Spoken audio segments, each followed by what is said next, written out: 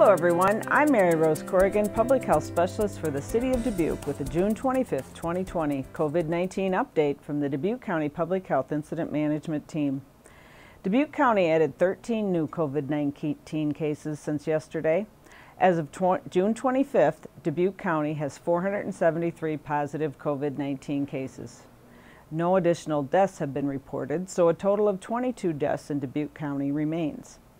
8,644 people have been tested in Dubuque County, and about 5.5% of the cases tested have been positive. 3 individuals are currently hospitalized, and 245 people, or about 52% of Dubuque County positive cases, have recovered to date. 1,462 Dubuque County residents have had serology or antibody testing, and 82 of those, or 6%, have tested positive for COVID-19 antibodies. The state positive serology rate is about 7%. The state added 481 cases since yesterday. As of June 25th, 2020, Iowa has a total of 27,100 positive COVID-19 cases. In all, about 1 in 11 Iowans, or just over 275,000 people, have been tested. About 10% of Iowans tested have been positive. 3 additional deaths were reported in the state for a total of 694 Iowans. And 55% of all Iowa COVID-19 cases reported so far in June are in the 18 to 40-year-old age group, with the highest incident of death continues to be those greater than 80 years old, with 46% of the deaths. Since June, only 2% of the cases are those greater than 80 years old. By far, the majority of cases occurring so far in June are in the 19 to 60-year-old age range. And currently, 137 cases are hospitalized in the state, and about 17,008, or about 63% of Iowans, have recovered. So we're having increased numbers of cases both locally and statewide and in certain parts of the country. Granted, we are doing more testing, but the local increases earlier this week are not from testing at Dubuque's new Test Iowa site. They're a result of an outbreak at the Dubuque County Jail and other community spread. It is somewhat timed with previous removal of restrictions for businesses and public retail places that happened gradually during the latter half of May. As it becomes more common for us to visit retail and business establishments, along with summer activities and sporting events happening, there is greater opportunity for exposure just by the number of people out in the community. We know infections surface anywhere from 2 to 14 days after exposure, and hospitalizations increase 7 to 10 days after that. For about our week, our hospitalizations were running 0 to 2, and yesterday the local hospitalizations increased to 3 and remain at 3 today. All of this is one reason why today Governor Reynolds extended the current proclamation for 30 days.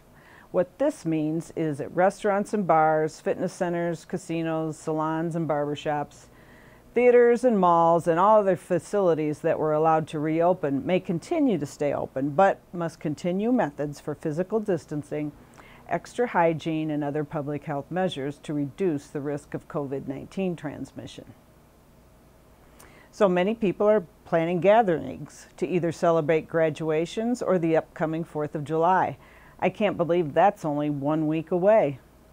There are large gatherings such as a community event, concert, festival, conference, parade, wedding, or sporting event, and smaller invite-only or home gatherings. I like the way the CDC breaks down the risk of attending gatherings of any size. The lowest risk is the virtual-only activities, events and gatherings. In other words, using FaceTime and phone and those kinds of things. More risk are smaller outdoor and in-person gatherings in which individuals from different households remain spaced at least 6 feet apart, wear cloth face coverings, do not share objects, and come from the same local area, like the same community, town, city, or county. Higher risk is medium-sized in-person gatherings that are adapted to allow individuals to remain spaced at least 6 feet apart, and with attendees coming from outside the local area. And the highest risk is large in-person gatherings, where it is difficult for individuals to remain spaced at least 6 feet apart, and attendees travel from outside the local area. The more people an individual interacts with at a gathering and the longer that interaction lasts, the higher the potential risk of becoming infected with COVID-19 and COVID-19 therefore spreading. It's a time-dose response, like most communicable diseases. The higher level of community transmission in the area that the gathering is being held, the higher risk of COVID-19 spreading during a gathering. So these risks have to be weighed with indoor versus outdoor, your own risk level, for instance, if you have an underlying or chronic health condition or risk factor, or are elderly. Also, how long will you stay at the event? And is the event or place able to provide for physical distancing and other public health practices? Which brings me to my final point that addresses what exactly is an exposure to COVID-19. Exposure is not always a black and white definition, but considers many situations and factors. Generally, if you're within 6 feet of an infected person for at least 15 minutes, starting from 2 days before they become ill, or if they're asymptomatic, 2 days prior to when they got the test, until the time the patient is isolated, of course. To be considered exposed to COVID-19, you have to have had close contact with someone with COVID-19. Close contact includes living in the same house as a sick person with COVID-19, or caring for a sick person with COVID-19, being within 6 feet of a sick person with COVID-19 for 15 minutes or more, or being in direct contact with secretions from a person with COVID-19. For instance, being coughed or sneezed on, or kissing, sharing utensils, etc. Also being exposed to a clinically compatible case in a region with widespread community transmission. This means a person hasn't been tested but has COVID-19 symptoms. Wherever you go, remember hand washing, hand sanitizing, a mask when you can't social distance, staying home if you're sick with anything are things you can do. I encourage everyone to especially keep distancing in mind when attending events and gatherings, and even outdoor events, whether it's a local baseball or softball game or attending an upcoming graduation party. Thanks for tuning in today. Let's all continue to be safe and practice proper health measures. Be smart.